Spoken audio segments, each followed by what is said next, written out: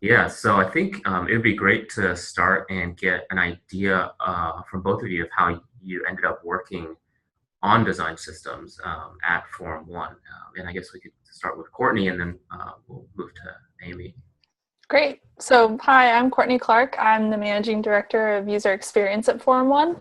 And this all started a couple years ago when we were starting on the Peace Corps project. Peace Corps had gone through rebranding but needed to extend their new brand online. And so, as we were starting the project, Amy was actually the one who was like, I think we need a design system. Right. So Amy, maybe you could talk about that.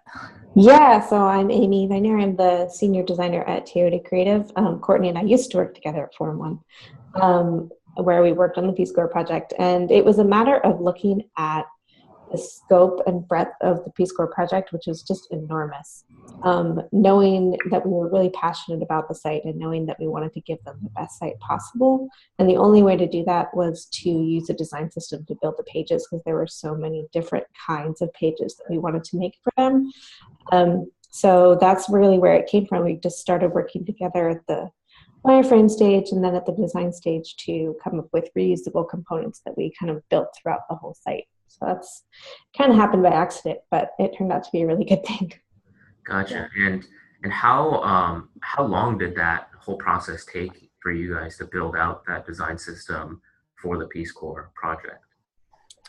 The project total was about 8 or 9 months long.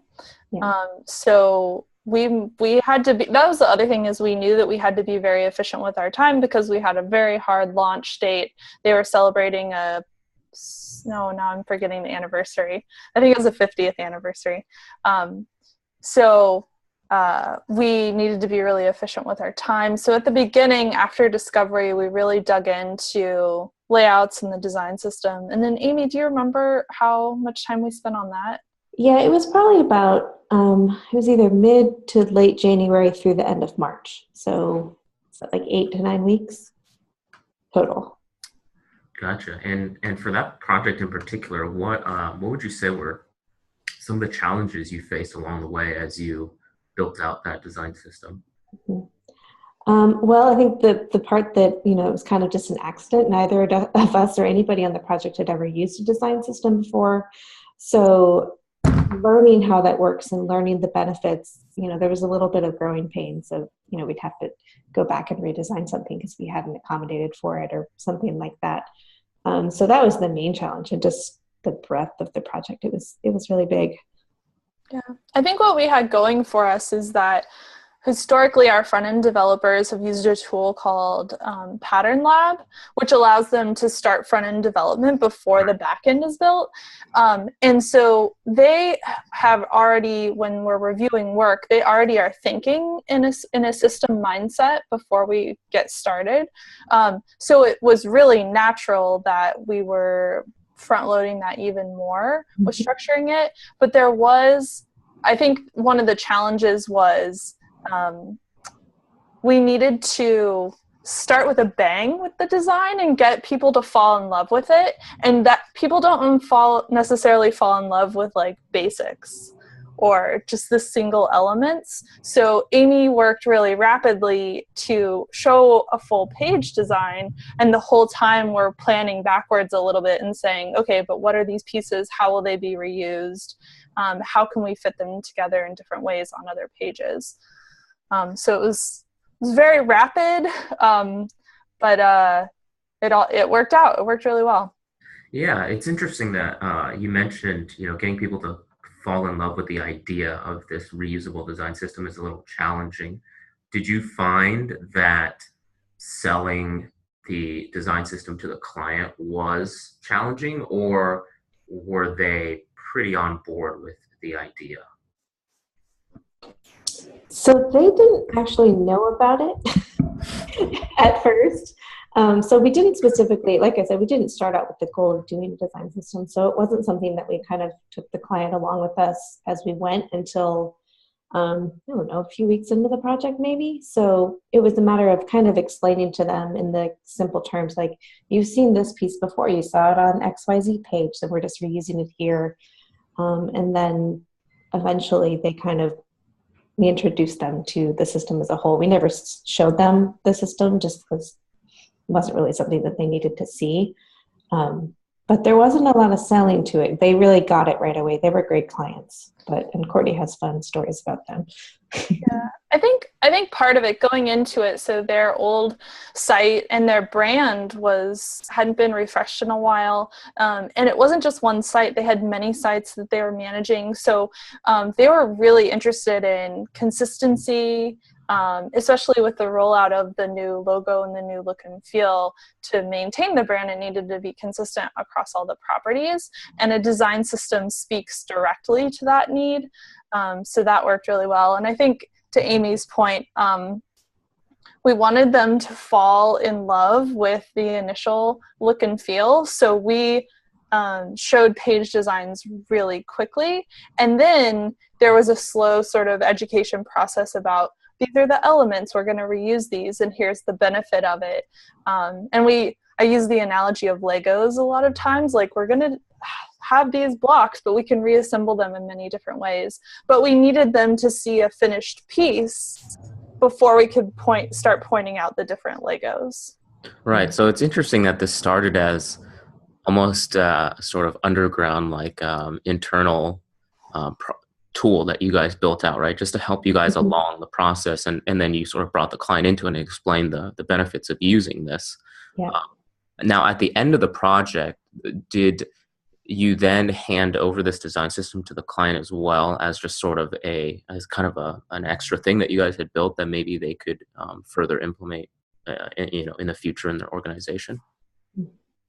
Well, go ahead. It's still alive. We're still doing work with them. So the project launched June 2016, and we continue to work with the Peace Corps to refine and build out new pieces, and they've updated some things. So we're still partners in managing and updating that design system, and that's also been a learning experience as well, because as new team members come on or leave, we do have this sort of central piece that everyone can use the same language around and reuse, but it does lead to some interesting challenges about how it evolves and grows over time to meet new needs, because that was a year ago, almost 2 years ago. Mm-hmm. We did end up giving the system to some third-party vendors. There were a couple pieces of the Peace Corps website that we weren't going to touch. And having that available to kind of give to them, it's like, this is what you need to use to make your site consistent with the rest of what we've been working on. That was really valuable. Gotcha. So it's interesting then that that you have sort of become the stewards of this design system over time. What started as just sort of this internal project has since, I imagine, grown quite a bit in scope and also in just the amount of involvement and also just governance, right, from everybody involved. I am curious with this particular design system, since it was created by Forumone, right, which is an agency external to the company. Is this design system something that the Peace Corps sort of owns and kind of drives along, or is it something more that you guys kind of manage and just kind of involve them as needed?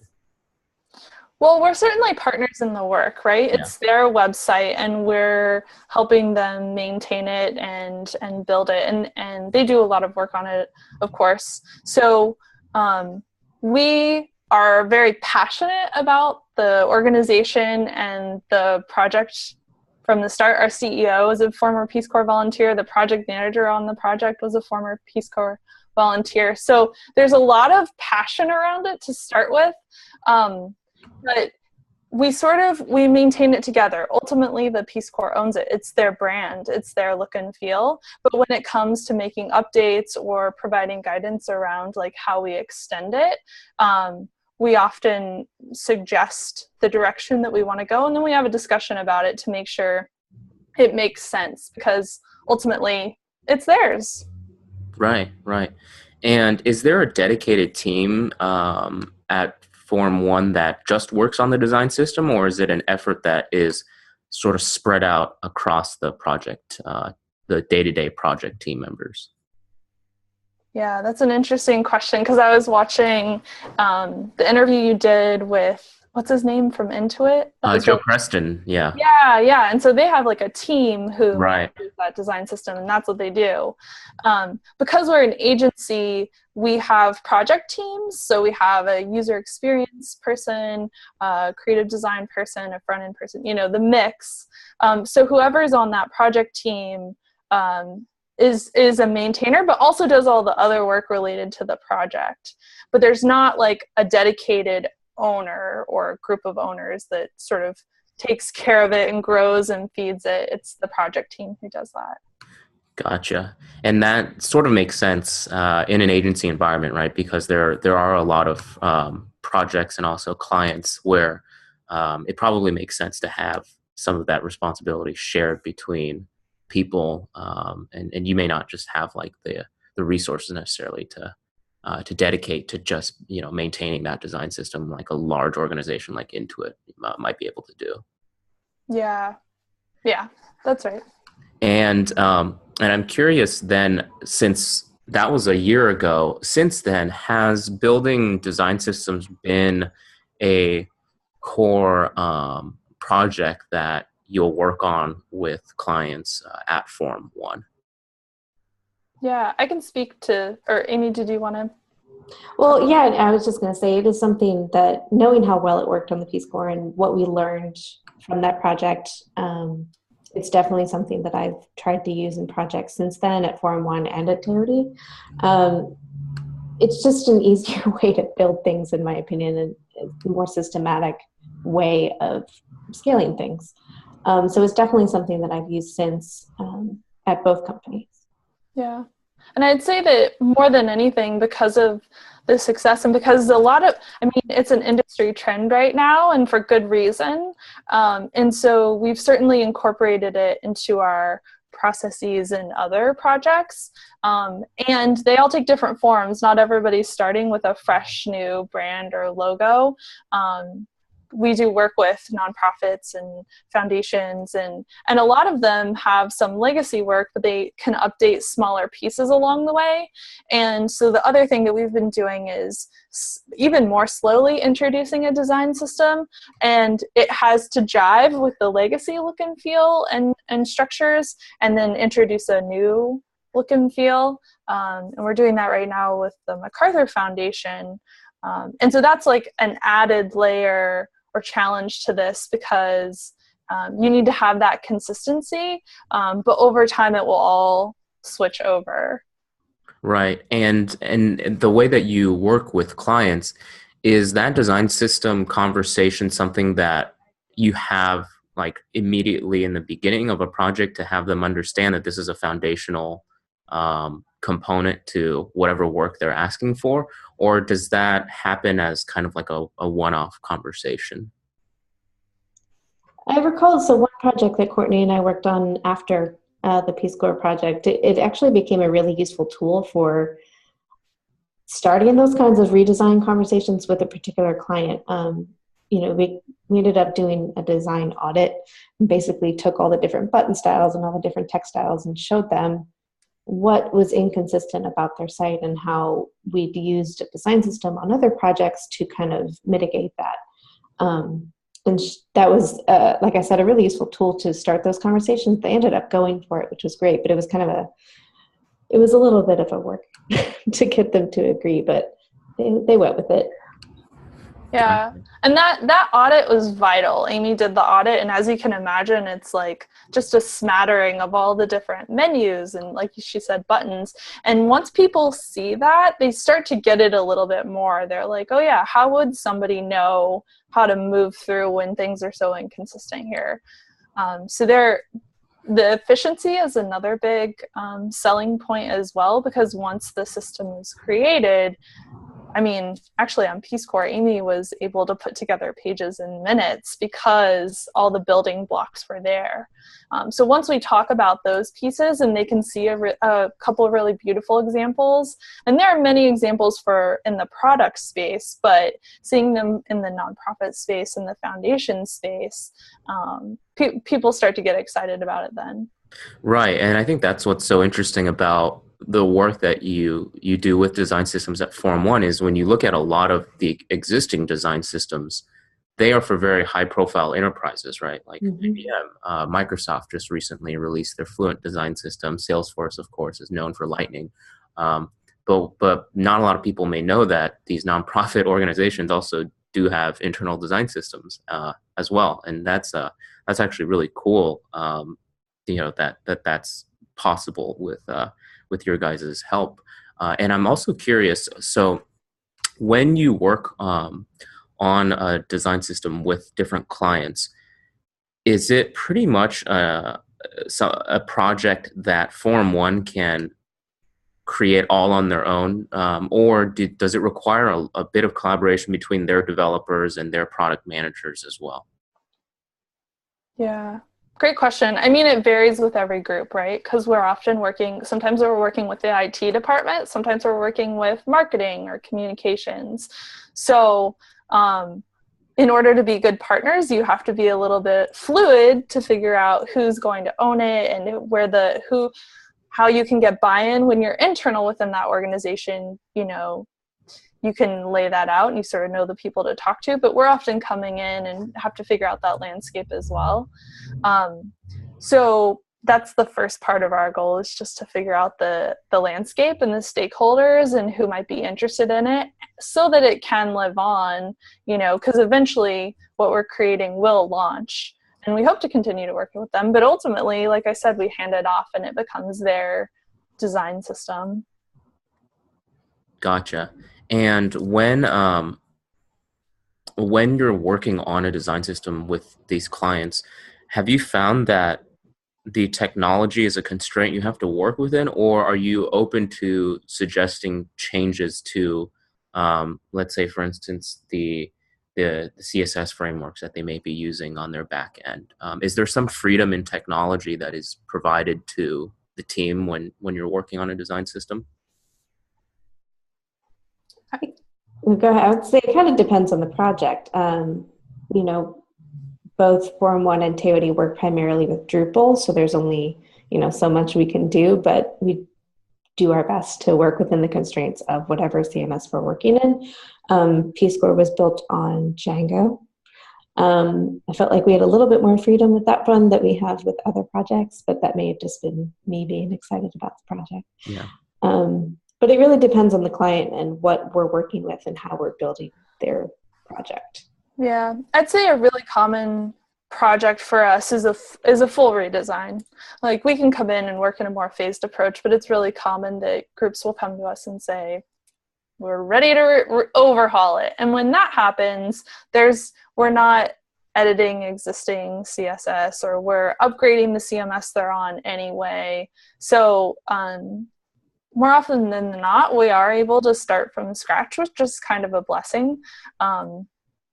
But that is to say that I'm on a project right now where we're making edits within an existing ecosystem. And so what that means, though, is that we just have to be very close with the front-end and back-end developers, so we know how far we can push things or where there may be challenges ahead. So it takes a really tight project team and a lot of really honest review sessions to make sure that what we're designing can actually be implemented. Right. And have you found that working, or rather creating that design system as a foundation for the project, does make it easier to collaborate and communicate between the designers and the developers? Yeah, absolutely. So much. We have the developers on that of the Peace Corps project in particular were just thrilled that, because they're already thinking that way, right? So they're using Pattern Lab. They think in a systematic way on how they're going to build the pages. So when we started thinking that way, it just makes their job 10 times easier.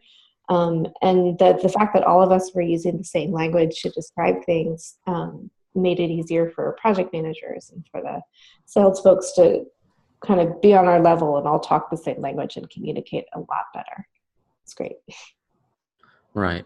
And Courtney, I think what's interesting is you mentioned that a lot of times you will be brought in to work on full redesigns for clients, and it's actually very Yeah, I think it's very interesting that this design systems process has become something that is part of the redesign process, right? That instead of like, I guess the alternative method where you would just go to a client and you would just redesign the site and, kind of hand it off when you're done, is now you're actually giving them not just the final representation in that site, but also the sort of the derivative components that they can then use, forever. And they have something powerful that they can like evolve and make future redesigns easier as well.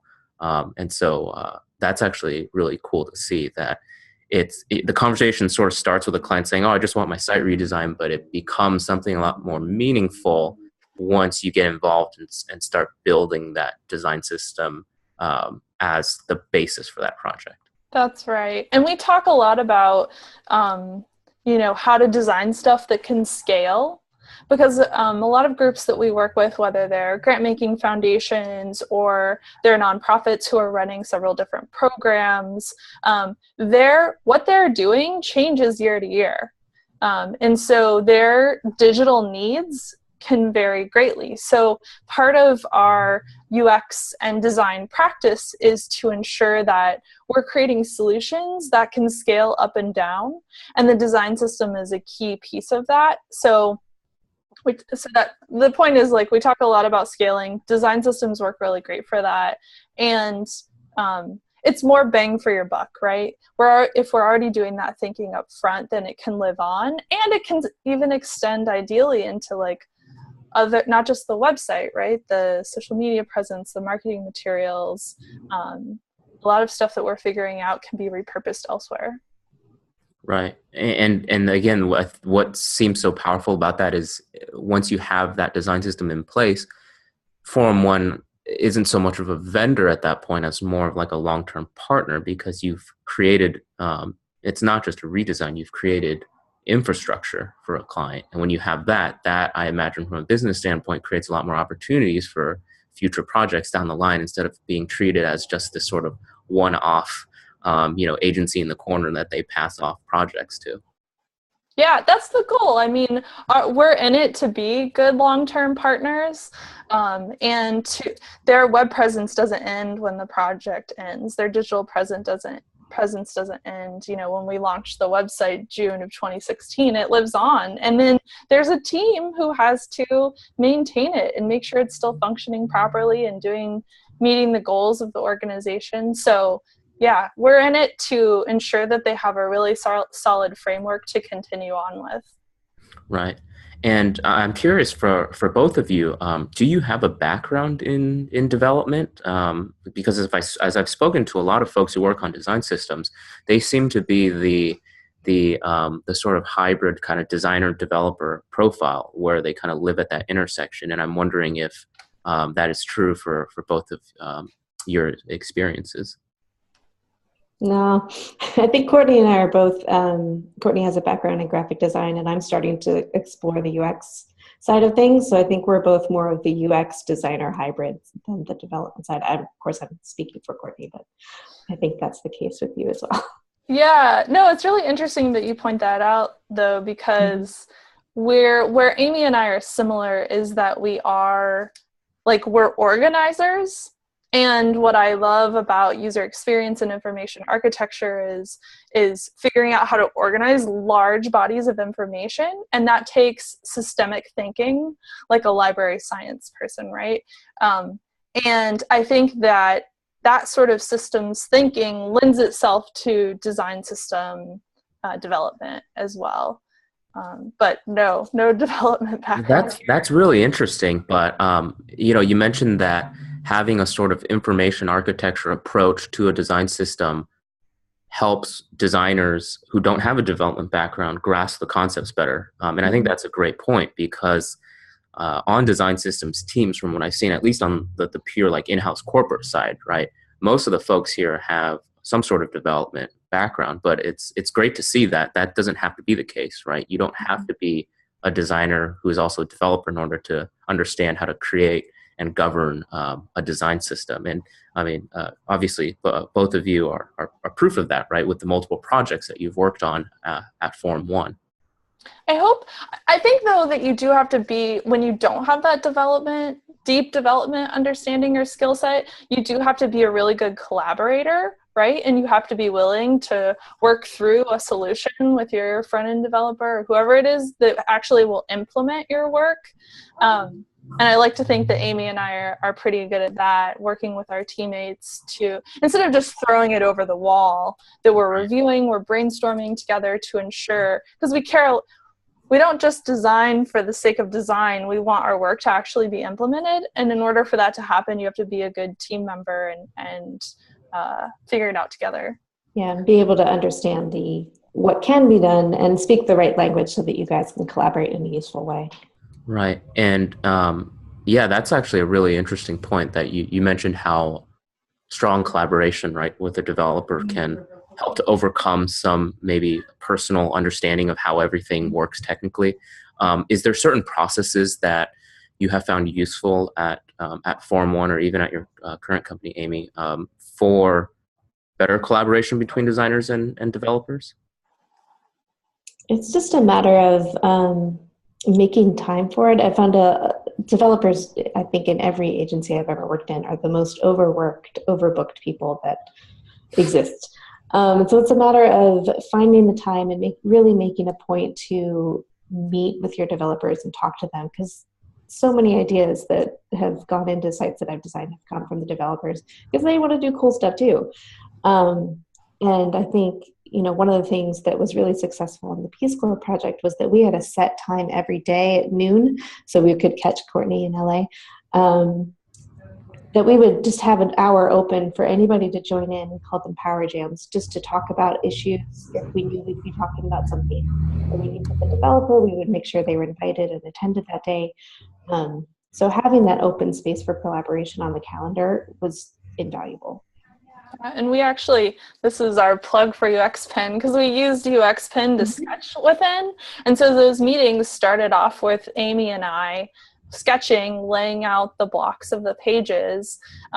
But to Amy's point, the team was invited. They could listen in, they could participate. And that sort of transitioned from UX to design meetings, to development meetings, to reviews. And that was a place, because we met every day at the same time, it was a place where the developers could join as they wanted to, and also could listen in while they were doing other work, for example. Or once they were deep into the work, they knew that they could reach us at that time to answer questions, to troubleshoot, to figure out different solutions if we needed to. And I think that was really vital to our success on the project. Yeah, it's interesting. Of course, you guys use UXPin. I would be curious to understand how have you found the platform helpful for you in terms of not just collaboration, but I guess overall design workflow. Has your process changed in any way? Using UXPin as a collaborative design platform. Man, I'm gonna have to think back to the days of OmniGraffle. Yeah. Well, I mean, the biggest difference is that when there are multiple UXers, designers on the project, we can all get into one project and edit things at the same time. And not every tool allows that. And so that's a huge benefit and was vital to this.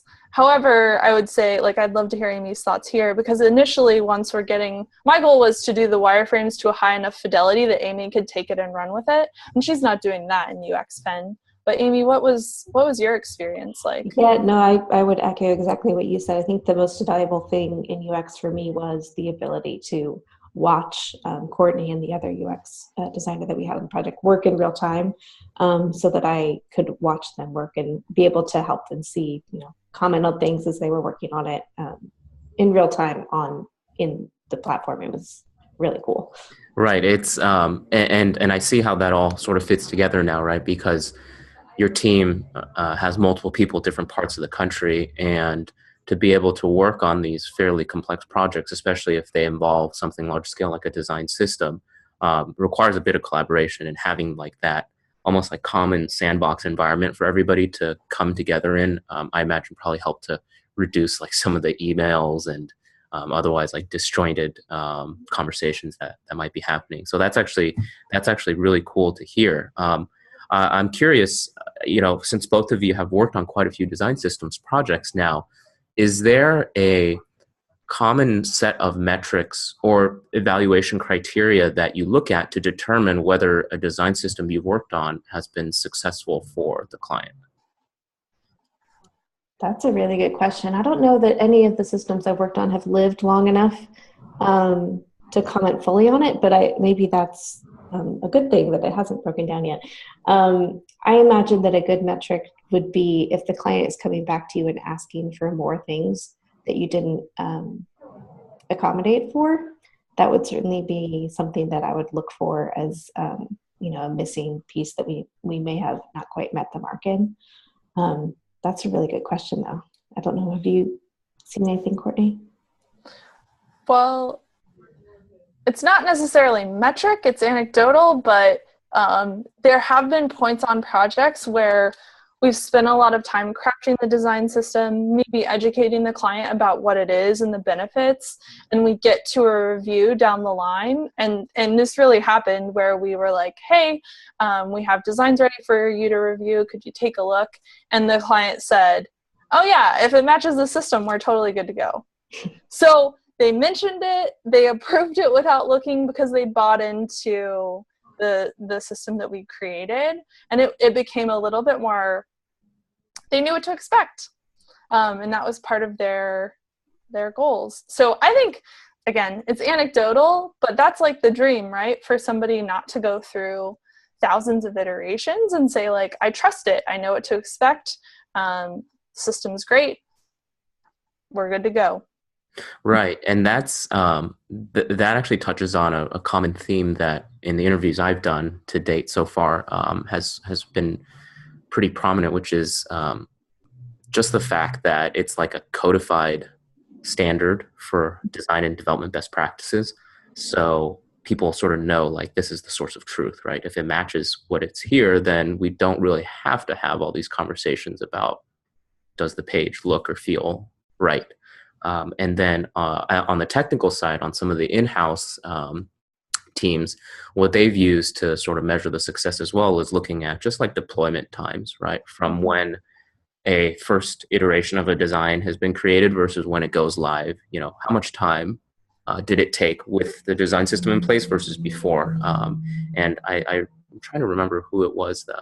I forget who of the people I spoke with so far, but they mentioned it was sometimes it could be quite drastic, like going from, what used to take weeks and now it just takes a couple days because they can, like you said, they can skip all those, iterations and all those conversations. Yeah. And that's one of the things when we're first introducing the concept to folks who haven't heard of it or worked with it before is talking about the investment.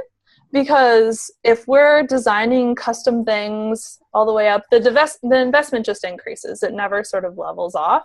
But with a design system, there's an initial surge of design activity, but then it sort of mellows out a little bit because of the reuse.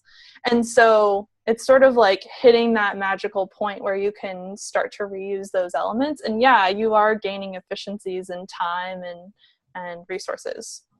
And yeah, I feel like, sorry. Oh, no, go ahead. I feel like it's one of those things, like, a website is designed really well when you don't notice how it's designed.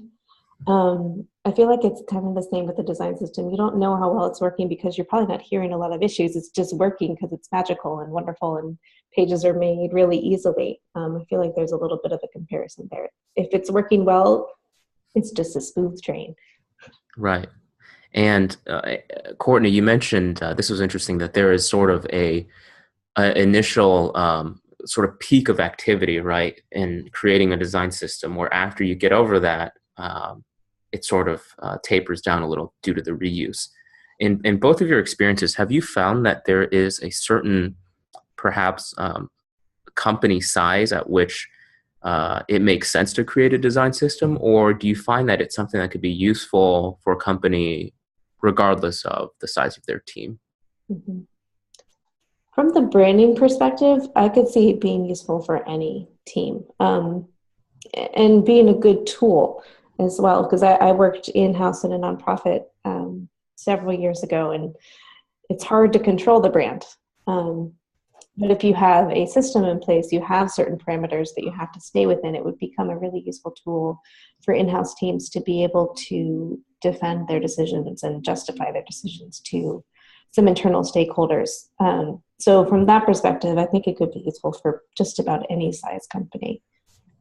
Yeah. One of the things that we talk about when we talk about design systems is, if you're on a project where there's a lot of handoff between team members or a lot of different folks are jumping in on it, if your site is going to grow or evolve rapidly over time, or if you just have crazy wild styles across all of your digital platforms, those are three big indicators that you probably could benefit from a design system.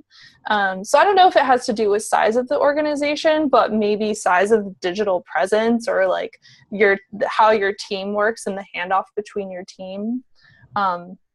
Certainly like a little baby site that's just 20 pages.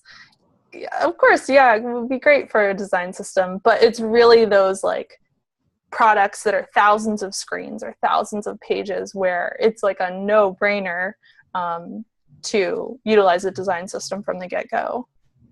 Right.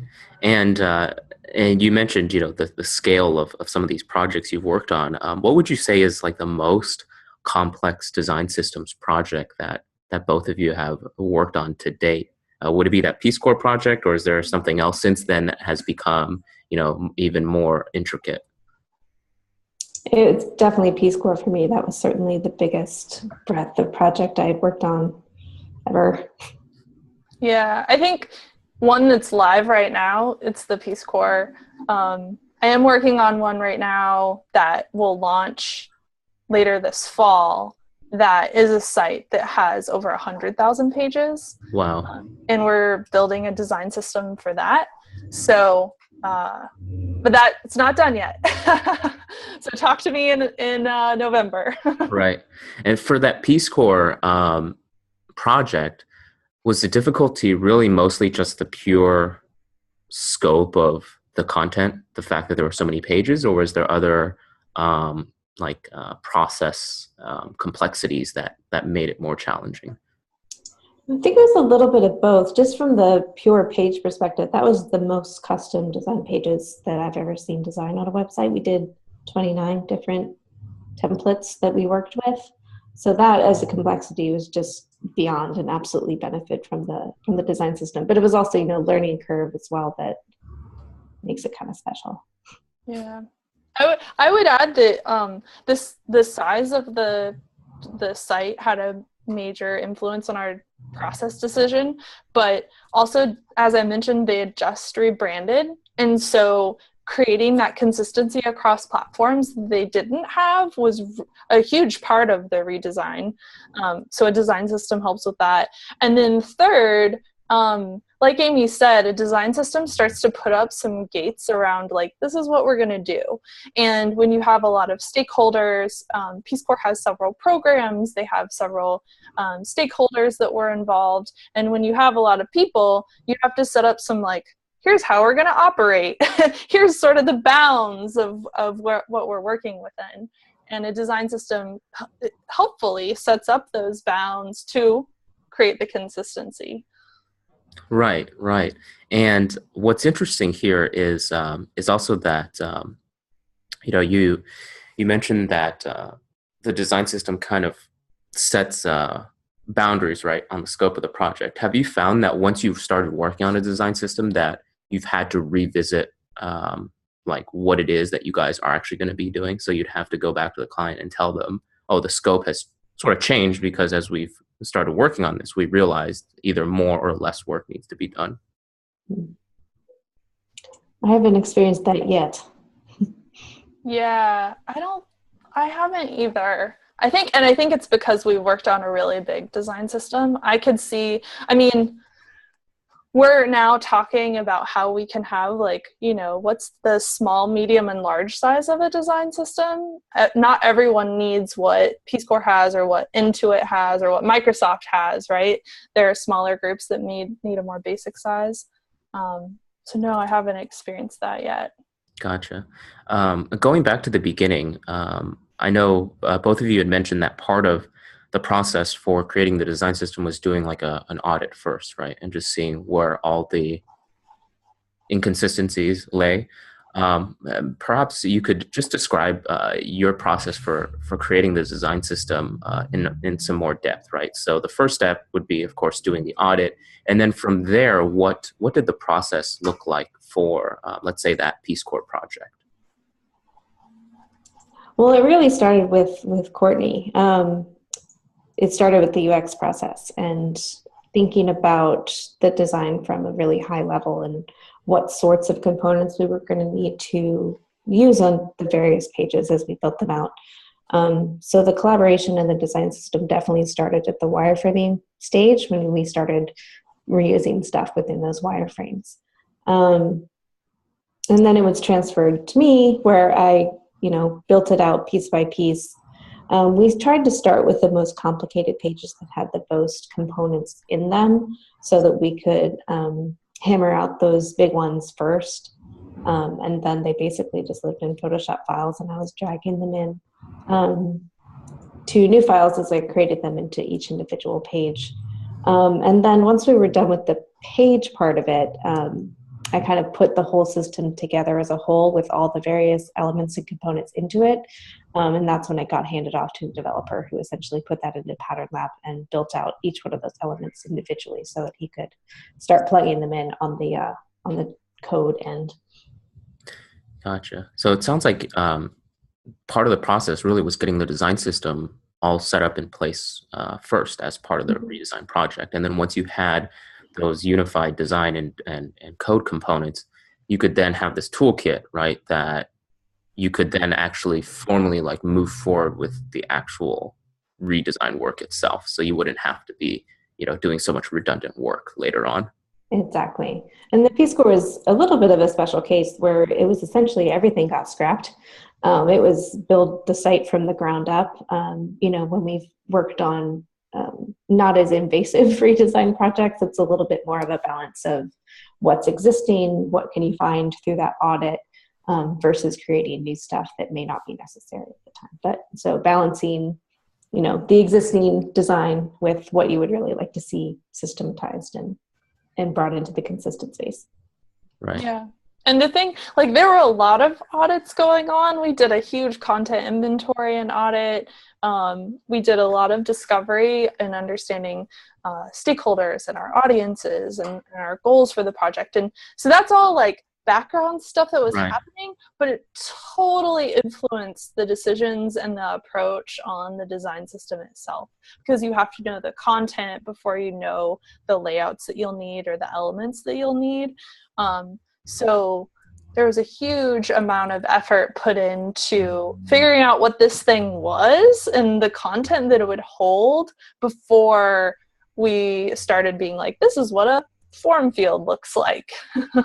But there were, on every project, I think what we're seeing and figuring out now are like, what are the staples that every design system absolutely needs? And then for each individual project, what are the custom elements that we need to create or update? And so there's even efficiencies once creating design systems becomes part of your process, hopefully, because you're seeing the trends and what you're reusing over and over again from project to project. Right.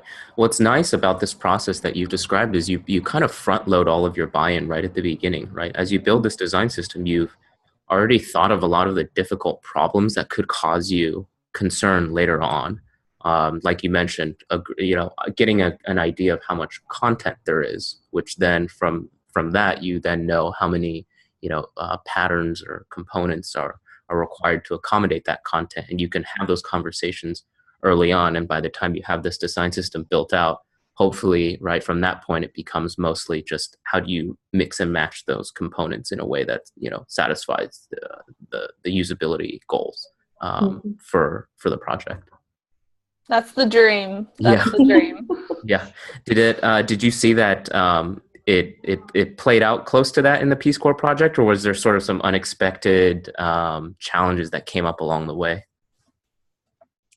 I think for the most part, it was pretty smooth. It was, again, those growing pains of not having done it before and not knowing where the speed bumps might be. When Courtney and I talked about design systems a couple of times at conferences, and one of the big things is the lessons we learned, so there were some big ones like, make sure you understand what the final version of the system is, where the files live, things like that. So there were a few bumps along the way, but overall it was a pretty smooth process. Yeah, and I think the nice thing, if you have a design systems team, the great thing is that those folks have a committee, or they decide, like, is this in or out? Do we need to reuse an element or create a brand new one? And when you're in an agency setting, there's not like an owner who can say yay or nay. It's a discussion, and usually the discussions are good, but you need to have those guiding questions. You still need to have sort of the rules and guiding questions that help you understand where it flexes and where it grows or where it doesn't.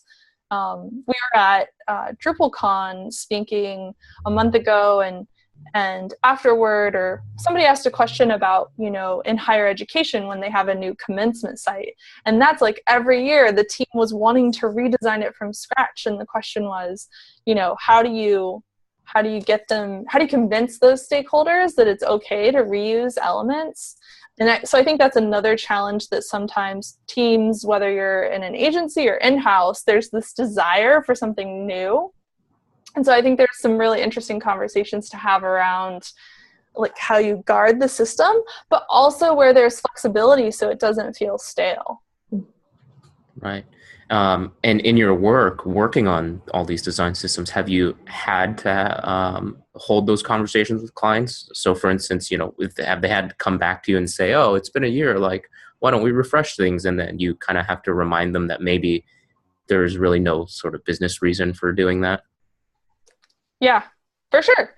And it's a discussion, right? Because there are some, like if we talk about Lego blocks a lot, there are some sites where their design system is 8 Lego blocks and some where it's like 40 Lego blocks. And what we're constantly figuring out is what is the right number of elements or pieces for that group or for that client that will last them the longest. And so that's, I don't have a special sauce for figuring out how many elements you're going to need, but it's a discussion that you have to have early. And using examples I've found is the best way to say, like, how big is this thing and how much shifting is it going to need over time? And people sort of have to predict, but also if they've been at the organization for a while, they can look back on the past couple of years and be able to say, oh yeah, some of it's predictable around what their needs are, what the desires are for the main stakeholders. Right. Yeah, that's actually really that's really interesting because I can see now how in an agency environment, like you mentioned, those conversations can pop up more often than if you're like in-house and the design system is perhaps given a lot more like hands-on day-to-day attention by a full team, and so those updates are a lot more visible, right? Whereas in an agency setting, that may not always be the case, and so people may come back and come up with like requests for things because they don't see what's all going on all the time. Yeah, that's the last question that I had here. This has been great learning about both of your experiences at Forumone and elsewhere as well, and all the design systems work that you've done. This is particularly interesting because of the design systems approach that's been used for actual like redesigns, right? This is like a very, I think, efficient and just like a really up and coming, I think, like method for tackling these large projects. It's always cool to learn about. So yeah, thank you both, Courtney and Amy, for joining us here. So it was, I really enjoyed our conversation here. Me too, my pleasure. Great. Thanks for having us. Yeah, no problem. Thank you both. And have a great rest of the day. You too. All right, take care. Bye.